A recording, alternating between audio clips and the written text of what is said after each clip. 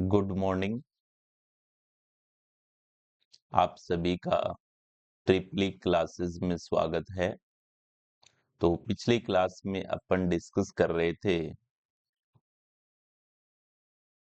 Measuring instrument notation. ठीक है, तो मेजरिंग इंस्ट्रूमेंट नोटेशन में अपन ने देखा था कि कुछ इस प्रकार के सिंबल रहते हैं जो हमें पता होना चाहिए। ठीक है, जैसे moving coil with rectifier, moving iron, hot wire, bimetallic, electrostatic type के जो इंस्ट्रूमेंट पर आप लोगों के साइन होते हैं, है ना, चिन्ह होते हैं, तो उनके बारे में आपको पता रहना चाहिए। अब देखिए यहाँ पर आता है परसेंटेज ऑफ एरर, कि इसमें एरर को किस प्रकार से डिनोट किया जाता है। ठीक है, तो यहाँ पर हेडिंग डालिएगा percentage of error. Okay, percentage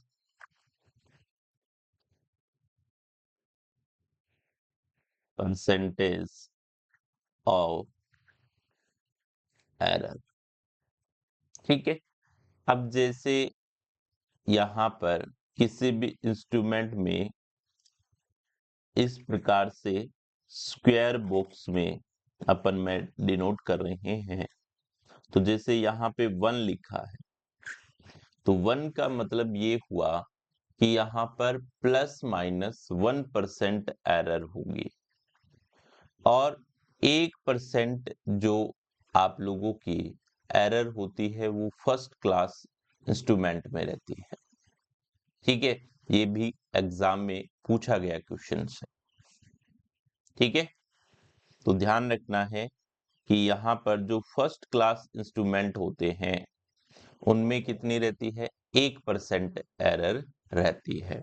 तो यहाँ पर आप लिख सकते हो ±1% एरर। ठीक है, 1% त्रुटि,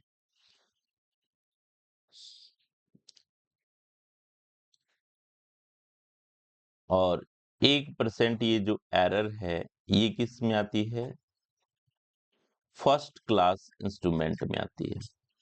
फर्स्ट क्लास इंस्ट्रूमेंट में आती है। ठीक है, तो ध्यान में रखना है, ये भी काफी बार क्वेश्चन पूछा गया है।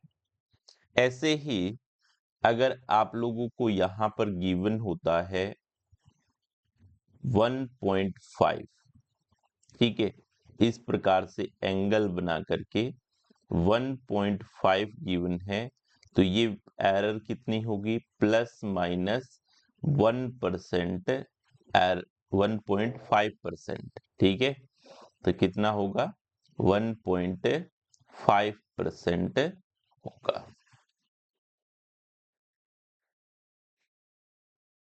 एरर। ओके, और ये हमेशा फुल स्केल वैल्यू पे होता है। किस पे होता है, फुल स्केल वैल्यू। ठीक है, आप ध्यान में रखना कि जब मेजरिंग इंस्ट्रूमेंट मैंने आप लोगों को पहले पढ़ाए थे, उस समय बताया था कि एरर हमेशा जैसे जैसे वैल्यू गिरती है एरर का मान बढ़ता है। ठीक है, जब आप मार्केट से कोई भी इंस्ट्रूमेंट परचेज करते हैं तो उसमें जो एरर डिनोट की जाती है वो एरर फुल स्केल वैल्यू पर होती है। ठीक है, तो जैसे मान लो कि कोई उपकरण है, वो अगर 100 एम्पियर करंट का मापन करता है और उसमें 1% एरर है 100 पर, तो कहने का मतलब वो 99 से लेकर के 101 तक क्या है, वैल्यू को रीड करेगा। ठीक है, अब जैसे ही आप लोगों को बोला जाए कि रीडिंग 50 एम्पियर पर लीजिएगा, तो वहां पर एरर क्या हो जाती है, पहले की डबल, यानी 100 पे आप लोगों की 1% थी, तो आपकी 50 पर आपकी 2% हो जाएगी। यानी जैसे जैसे पॉइंटर फुल स्केल वैल्यू से 0 की तरफ मूव करता है, एरर का मान बढ़ता चला जाता है। ठीक है, तो ये पॉइंट आप लोगों को ध्यान में रखना है। जो भी मीटर्स पे आप लोगों की एरर गिवन होती है वो फुल स्केल वैल्यू पर ही गिवन रहती है। ठीक है, अब इसी प्रकार से अगर आप लोगों को यहाँ पर गिवन होता है एरर जैसे 2.5% है, ठीक है, 2.5 गिवन है, तो ये आपकी प्लस माइनस 2.5% एरर हो गई। ठीक है, ये ध्यान में रखना है। इसी प्रकार अगर ये वैल्यू आप लोगों को सर्किल में गिवन होती है, किसमें गिवन होती है? सर्किल में, जैसे 1.5 मैंने सर्किल में लिखा है, तो ये हमेशा ट्रू वैल्यू पर होगी। एरर तो वही प्लस माइनस कितनी होगी? 1.5% error eight true value. True value का मतलब वास्तविक मान पर ये होने वाला है। तो एरर का फॉर्मूला आप सभी जानते हो कि एरर बराबर क्या होता है? ए मेजर्ड वैल्यू माइनस ए ट्रू वैल्यू होता है। तो ये आप लोगों को एरर का फॉर्मूला भी पता होना चाहिए। और अगर आप लोग परसेंटेज एरर कैलकुलेट करते हैं तो परसेंटेज एरर किस पे निकलती है? हमेशा ट्रू वैल्यू पर ही कैलकुलेट होती है। तो यहाँ पर जब आप परसेंटेज एरर निकालोगे डेल ए, तो वो क्या होगा? ए एम, एम का मतलब measured value minus true value divide by true value multiply कितना हो जाएगा? 100 हो जाएगा। तो ये आप लोगों का परसेंटेज एरर कैलकुलेट करने का फॉर्मूला बन जाता है। ठीक है, तो यहाँ पर एरर को के सिंबल को अपन किस प्रकार से रिप्रेजेंट करते हैं ये आप लोगों को ध्यान में रखना है। तो फर्स्ट में अपन ने क्या किया है? स्क्वायर बॉक्स में डिनोट किया है। तो वो तो सभी की सभी एरर फुल स्केल वैल्यू पर है, यानी मेजर्ड वैल्यू पर है। और जो अपन ने अंतिम में जो 1.5 सर्किल में गिवन है वो ट्रू वैल्यू पर एरर है आप लोग। ठीक है, अब देखो इंस्ट्रूमेंट को वर्टिकल पोजीशन में रखा जाना चाहिए या हॉरिजॉन्टल पोजीशन में रखा जाना चाहिए, ये सब आप लोगों का जो आपका इंस्ट्रूमेंट है उस पर भी डिनोटेड रहता है कि ये इंस्ट्रूमेंट आप वर्टिकल पोजीशन में रख सकते हो, ये हॉरिजॉन्टल पोजीशन में रख सकते हो। जब आप लोग सभी नोटेशन सीख जाएंगे तो अंतिम में जो मैं इंस्ट्रूमेंट बनाऊंगा तो उसमें 5 से 6 सिंबल आप लोगों को दिखाने वाला हूं। ठीक है, तो उन 5 से 6 सिंबल को देख करके आप लोग ये बता पाएंगे कि यहाँ पर ये जो सिंबल है वो किस किस वैल्यू को या किस आइडेंटिटी को रिप्रेजेंट करते हैं। ठीक है, तो अब लिखिए यहाँ पर प्लेसमेंट पोजीशन। ठीक है, यहाँ पर लिखिएगा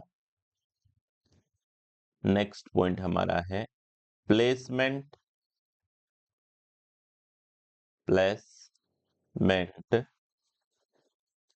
पोजीशन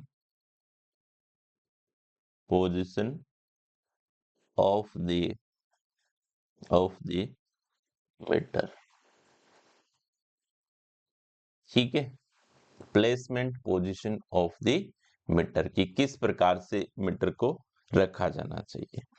जैसे यहाँ पर सबसे पहले अपन डिनोट करते हैं यहाँ पर कि इस प्रकार का अगर आप लोगों को सिंबल दिखाई देता है, ठीक है, इस प्रकार का सिंबल दिखाई देता है, तो ये डिनोट करता है कि आपका इंस्ट्रूमेंट है वो हमेशा वर्टिकल पोजीशन में रहना चाहिए।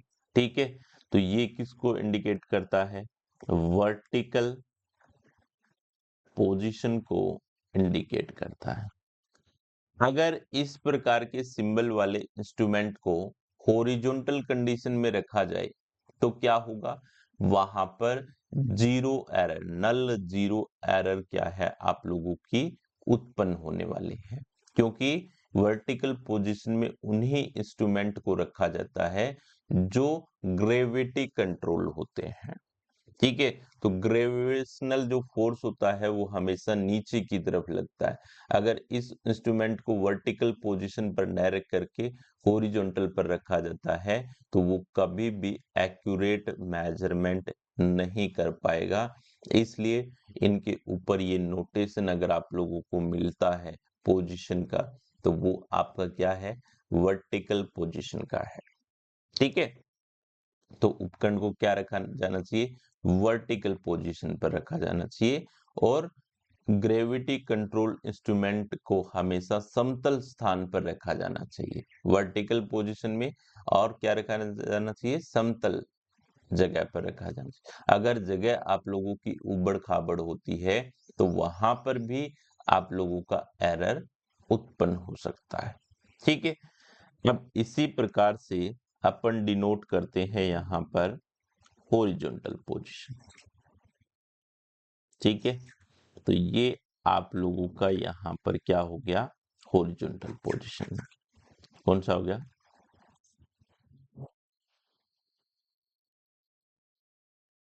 Horizontal position.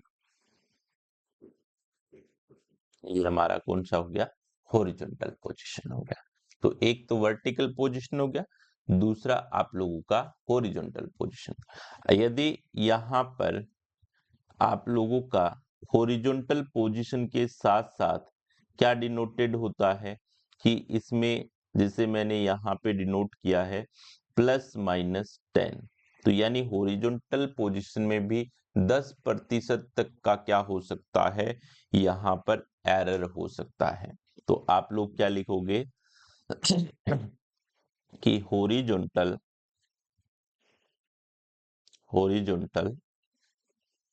Position with +-10% error permissible.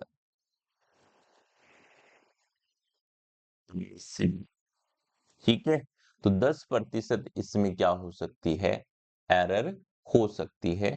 ये आप लोगों को ध्यान में रखना। ठीक है, कि 10% अगर इसमें एरर है तो भी कोई प्रॉब्लम होने वाली नहीं है। ठीक है, अब जो नेक्स्ट हमारा इसमें आता है कि एंगल, कुछ इंस्ट्रूमेंट पे एंगल भी गिवन होता है कि इन इंस्ट्रूमेंट को आप लोग इतने एंगल तक रिप्लेस कर सकते हैं या प्लेस कर सकते हैं। तो जैसे मैंने एक यहाँ पर बनाया इस प्रकार से, ये, और यहाँ पर एंगल शो कर दिया मैंने जैसे 60 डिग्री। तो ये आप लोगों का इंक्लाइन पोजीशन होगी, इंक्लाइंड पोजीशन चुकी। ओके, तो ये आपको ध्यान में रखना है, जो पोजीशन आप लोगों को गिवन होती है। तो वो आपका वर्टिकल पोजीशन में भी रखा जा सकता है इंस्ट्रूमेंट को, तो उसका सिंबल अलग होगा। हॉरिजॉन्टल पोजीशन में रखा जाएगा तो उसका सिंबल भी क्या होगा, अलग होगा। अब यहाँ पर नेक्स्ट पॉइंट आता है, नोट कीजिए। यहाँ पर आपको गिवन है indicates special instructions that go with the matter। ठीक है ना, कुछ स्पेशल इंस्ट्रक्शंस हैं। तो स्पेशल में देखिए, मैंने यहाँ पे एक स्टार बनाया कुछ इस प्रकार से ही बनता है स्टार। ये लीजिए, मैंने यहाँ पे स्टार बना दिया कुछ अब इस स्टार में 0 लिखा गया है। तो इस स्टार में अगर 0 लिखा गया है तो इसका मतलब ये होगा कि नो टेस्ट वोल्टेज, यानी कि जो आपके पास इंस्ट्रूमेंट है उसकी किसी भी वोल्टेज पर टेस्टिंग नहीं की गई है। तो यहाँ पे क्या लिखोगे? No test voltage. ठीक है। और यदि यहाँ पर इस स्टार के अंदर आप लोगों को कुछ इस प्रकार से वैल्यू गिवन होती है, ठीक है, जैसे यहाँ पे दिया गया है 1, तो इसका मतलब ये हो गया कि इसकी जो टेस्ट वोल्टेज है वो 1 किलो वोल्ट है। ठीक है, तो आप लोग क्या लिखेंगे? Test voltage 1 kilo volt. तो ये आप लोगों को ध्यान में रखना है कि इन इंस्ट्रूमेंट की टेस्टिंग के बारे में भी आप लोगों को सिंबल देखने को मिलेंगे। ठीक है, तो आई थिंक सभी को ये पॉइंट क्लियर हो गया होगा कि टेस्टिंग का भी यहाँ पर गिवन रहता है। ठीक है, अब जैसे नेक्स्ट मैं एग्जांपल यहाँ पर लेना चाहूं, जैसे मैंने नेक्स्ट लिया, 2 एग्जांपल लेता हूं मैं यहाँ पर टेस्टिंग से रिलेटेड। ओके, हाँ, इस प्रकार से। ठीक है, एक में लिखा है 2 और एक आप लोगों का ब्लैंक है। क्या है? ब्लैंक है। तो उस केस में आप लोगों का क्या होने वाला है आंसर? तो 2 लिखा गया है, तो इसका मतलब हो गया टेस्ट वोल्टेज है, टेस्ट वोल्टेज आप लोगों की कितनी होगी? 2 किलो वोल्ट होगी। और यदि यहाँ पर टेस्ट वोल्टेज नहीं गिवन होती है तो उस केस में यहाँ पर टेस्ट वोल्टेज 500 वोल्ट होगी। टेस्ट वोल्टेज 500 वोल्ट होगी। तो ये आप लोगों को ध्यान में रखना है। अगर स्टार में 0 गिवन है तो वो टेस्ट वोल्टेज टेस्टिंग उसकी नहीं हुई है किसी भी वोल्टेज पे। 1 गिवन है तो टेस्ट वोल्टेज 1 किलो वोल्ट, और 2 गिवन है तो 2 किलो वोल्ट, और अगर इसमें किसी भी प्रकार का वैल्यू नहीं गिवन है तो उसका टेस्ट वोल्टेज कितना होगा? 500 वोल्ट होगा। ठीक है, अब यहाँ पर कुछ स्पेशल इंस्ट्रक्शंस हैं, उसमें शिल्डिंग के बारे में बात करते हैं। जैसे आप लोगों ने देखा होगा कि किसी भी लैब में जब आप लोग विजिट करते हैं तो ज्यादातर जो इंस्ट्रूमेंट होते हैं उनका जो कवर होता है यानी केस होता है वो किसका बना होता है? या तो प्लास्टिक का बना होगा, या पुराने कोई इंस्ट्रूमेंट देखोगे तो उनके लकड़ी का बना होगा, है ना? तो ऐसा क्यों रहता है? ठीक है, तो आपको पता है कि लकड़ी है वो मैग्नेटिक फील्ड के जो एरिया है उसको क्या करती है? वहां पर ब्लॉक करती है या मैग्नेटिक फील्ड के लिए अवरोध का कार्य करती है।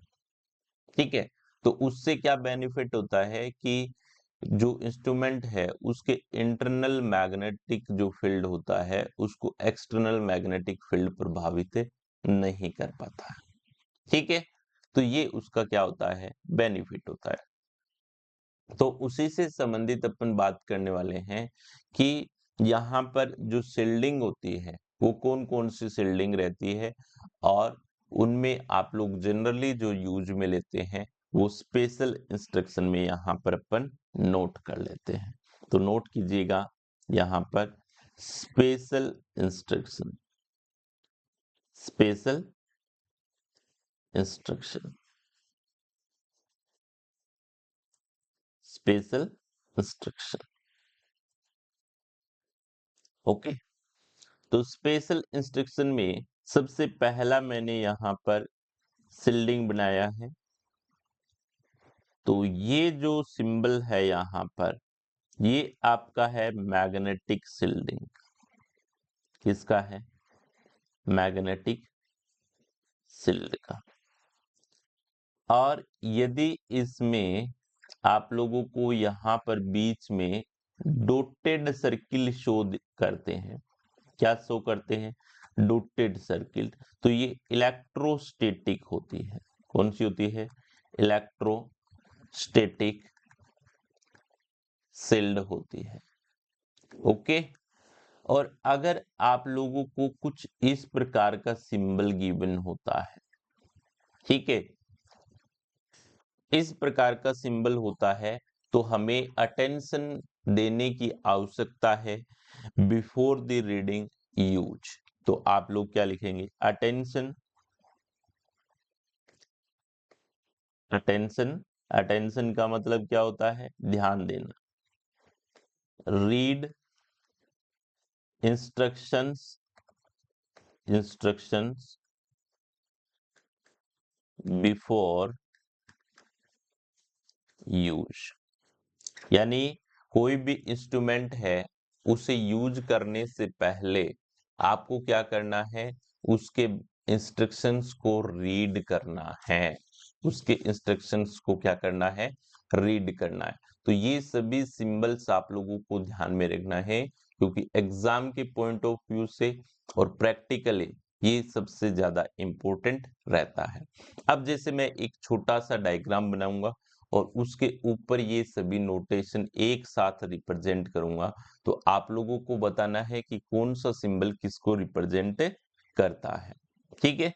तो जैसे मैंने यहाँ पर ये इंस्ट्रूमेंट बनाया, ठीक है, ये मैंने यहाँ पे इंस्ट्रूमेंट बनाया। ओके। हाँ भाई, ये इंस्ट्रूमेंट बनाया।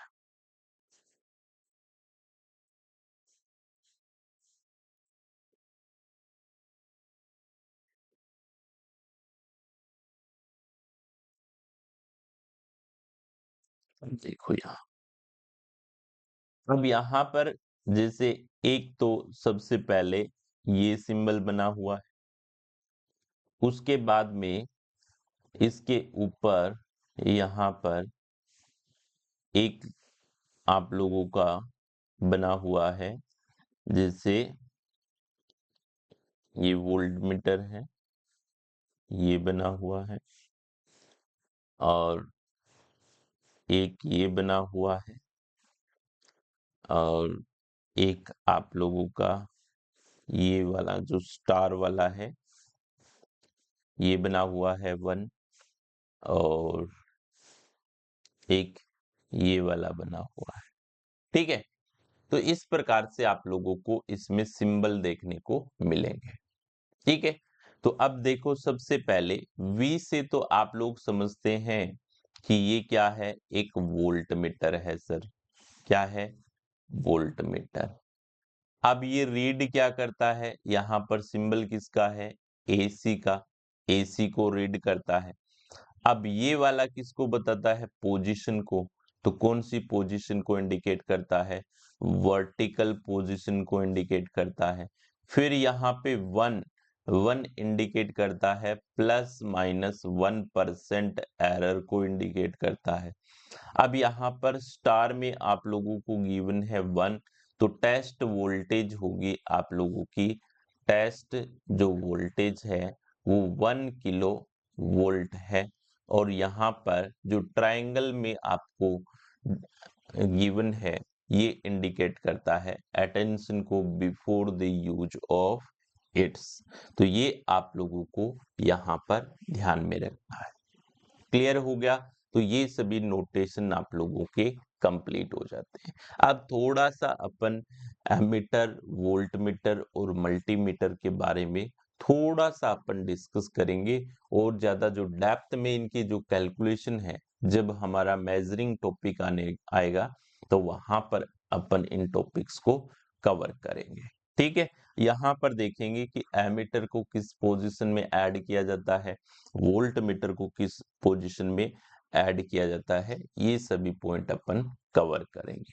तो जैसे मैंने यहाँ पर एक सर्किट बनाया, ठीक है, फॉर एग्जाम्पल, ठीक है, तो हमेशा ध्यान में रखना है कि आप लोगों का जो एमीटर होता है, एमीटर, ये एमीटर लोड के हमेशा, या आपका इलेक्ट्रिकल जो सर्किट है उसके श्रेणी क्रम में संयोजित किया जाता है। जैसे ये लोड है यहाँ पे, ऐसा क्यों संयोजित किया जाता है? क्योंकि ये आपका करंट तो मेजर करता ही है। अगर इसका रेजिस्टेंस हाई हुआ श्रेणी क्रम में, तो इसके रेजिस्टेंस में वोल्टेज ड्रॉप होगा और वो वोल्टेज ड्रॉप आपका लोड के साथ ऐड हो जाएगा तो लोडिंग इफेक्ट पड़ेगा। फिर इसका इंटरनल जो रेजिस्टेंस होता है वो हमेशा वेरी लो होता है। यहां पर मैंने क्या ऐड कर दिया? Volt meter. ठीक है, यहां पर अपनी सप्लाई ऐड कर दी है। तो हमेशा ध्यान में रखना है पहला पोजीशन एमीटर के बारे में, सर्किट के श्रेणी क्रम में संयोजित किया जाता है। सर्किट के सीरीज में ऐड किया जाता है, ऐड किया जाता है। दूसरा ध्यान में रखना है, एमीटर से आप क्या मेजर कर सकते हो? करंट मेजर किया जा सकता है, करंट मेजर किया जाता है। तीसरा ध्यान में रखना है कि इंटरनल जो रेजिस्टेंस होता है, एमीटर का जो प्रतिरोध होता है वो वेरी लो होता है। तो क्या लिखेंगे? एमीटर का internal resistance, internal resistance very low होता है। ठीक है, तो ये आप लोगों को ध्यान में रखना है। क्लियर हो गया? इसी प्रकार अगर आप लोग वोल्ट मीटर का डिस्कस करेंगे तो वोल्ट मीटर हमेशा सर्किट के समांतर क्रम में, समांतर क्रम में संयोजित किया जाता है, समांतर क्रम में संयोजित किया जाता है। ठीक है, और ये क्या वोल्टेज मेजरमेंट के लिए प्रयोग में लिया जाता है। क्या मेजर करते हैं इससे? वोल्टेज मेजरमेंट इससे किया जाता है। ठीक है, तो ये यहाँ पर अपन केवल बेसिक इंट्रोडक्शन के बारे में डिस्कस कर रहे हैं। जब मेजरमेंट टॉपिक अपन डिस्कस करेंगे तो पूरा डिटेल में देखेंगे कि लोडिंग इफेक्ट क्या पड़ता है एमीटर की वजह से, वोल्ट मीटर की वजह से क्या एरर आती है, किस प्रकार से इस एरर को अपन रिड्यूस कर सकते हैं। ये सभी क्वेश्चंस वहां पर अपन कवर करने वाले हैं। ओके, चलिए आप देखिए यहाँ पर नेक्स्ट ध्यान में रखना है कि वोल्ट मीटर का इंटरनल जो रेजिस्टेंस होता है वो वेरी हाई होता है। ठीक है, तो अपन क्या लिखेंगे? Volt meter, volt meter internal resistance, internal resistance very high होता है, वेरी हाई होता है। ओके, ये ध्यान में रखना आप लोग। अब यहां पर अगर आप लोग थोड़ा सा इसे इस प्रकार से समझें कि आइडियल रेजिस्टेंस पूछ ले आपसे और प्रैक्टिकल रेजिस्टेंस पूछ ले इंटरनल, तो आइडियल की बात करोगे और प्रैक्टिकल की बात करोगे तो थोड़ा सा इस प्रकार से समझना कि आइडियली जो एमीटर का रेजिस्टेंस है वो 0 होता है, वोल्ट मीटर का अनंत होता है। और अगर आप लोग प्रैक्टिकली बात करोगे तो ये आपका वेरी लो होता है और ये आप लोगों का वोल्ट मीटर का वेरी हाई होता है। ठीक है, तो ये कुछ पॉइंट्स हैं जो आप लोगों को यहाँ पर ध्यान में रखना है।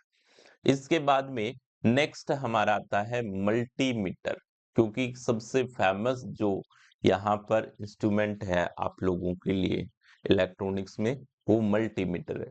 ठीक है, चलिए लिखिएगा मल्टीमीटर के बारे में, यहाँ पर हेडिंग डालो मल्टीमीटर, मल्टीमीटर। अब देखो मल्टीमीटर आप लोगों का क्या है? एक इलेक्ट्रॉनिक उपकरण है। ठीक है, जिसके द्वारा आप वोल्टेज, करंट और रेजिस्टेंस तीनों का ही मेजरमेंट कर सकते हैं। तो क्या लिखेंगे, यह एक इलेक्ट्रॉनिक उपकरण है और इससे आप क्या मेजर कर सकते हो, वोल्टेज, करंट और प्रतिरोध का मापन किया जा सकता है, ओके। तो ये पॉइंट आप लोगों का यहाँ पर क्लियर होना चाहिए, किस किस का यहाँ पर मेजरमेंट हो सकता है। तीसरा ध्यान में रखना कि ये जो मल्टीमीटर है VOM मीटर के नाम से भी जाना जाता है। मल्टीमीटर को VOM मीटर के नाम से भी जाना जाता है। तो यहां पर V का मतलब होता है यहाँ पे वोल्ट और O का मतलब होता है ओहम और M का मतलब होता है मिली एमीटर, ठीक है। तो VOM मीटर भी इसे अपन क्या कहें यहाँ पर कहते हैं। अब इसका प्रयोग AC और DC दोनों के केस में ही किया जाता है, तो ध्यान में रखना है, लिखिएगा इसका प्रयोग AC DC वोल्टेज, AC और DC करंट व विभिन्न रेंज के प्रतिरोध मापन में किया जाता है। तो ये आप लोगों को थोड़ा सा 2-3 पॉइंट है जो मल्टीमीटर के बारे में ध्यान में रखना है। अब नेक्स्ट हमारा आता है यहाँ पर clamp meter. Clamp meter is the combination of multimeter and current sensor, ये जरूर ध्यान में रखना है। अब जो क्लैंप मीटर होता है तो वो इस जैसे ये कंडक्टर है तो उसकी क्लैंप यहाँ पे डालोगे तो इस कंडक्टर में से कितना करंट फ्लो हो रहा है वो बता देगा, क्योंकि इसमें मल्टीमीटर लगा हुआ है प्लस यहाँ पे करंट सेंसर लगा हुआ है। इसमें प्रोब होती है, प्रोब के माध्यम से वोल्टेज का भी मेजरमेंट किया जा सकता है। अब देखो अगर किसी वायर, ये तो सिंगल वायर था, अगर इसको मैं ट्विस्ट करके 2 वायर के साथ में क्लैंप को डालता हूं तो एक तो जा रही है और एक आ रही है, तो टोटल आप लोगों को करंट शो करेगा 0 एम्पियर। ऐसा क्यों? क्योंकि ये डायरेक्शन पे डिपेंड कर रहा है, ठीक है। तो लिखिएगा यहां पर क्लैंप मीटर। नेक्स्ट हमारा कौन सा है, क्लैंप मीटर है, क्लैंप मीटर। तो क्या लिखोगे, यह है डिजिटल मल्टीमीटर